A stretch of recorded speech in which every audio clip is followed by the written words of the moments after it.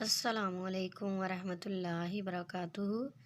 شوہر آفس سے گھر آتے ہی سیدھا کھانے کی ٹیبل پر بیٹھ گیا اور بیوی کو بولا، جلدی سے کچھ کھانے کے لیے لاؤ، بہت بھوک لگی ہے۔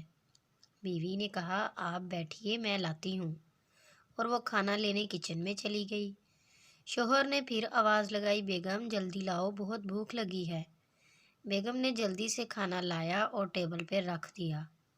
شوہر نے پوچھا، بیگم کیا بنایا ہے؟ تو بیوی بولی، دال اور چاول بنائے ہیں۔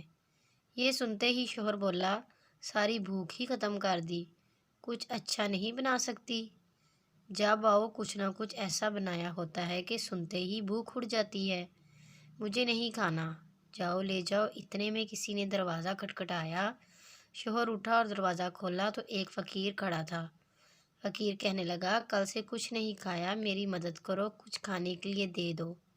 شوہر واپس مڑا اور وہی کھانا جو اس کی بیوی نے اسے دیا تھا سارا اٹھایا اور فقیر کو دے دیا۔ فقیر کھانا دیکھتے ہی خوش ہو گیا اور اس کے ہاتھ سے کھانا لیتے ہی وہیں زمین پر بیٹھ گیا اور پاگلوں کی طرح کھانے پر ٹوٹ پڑا۔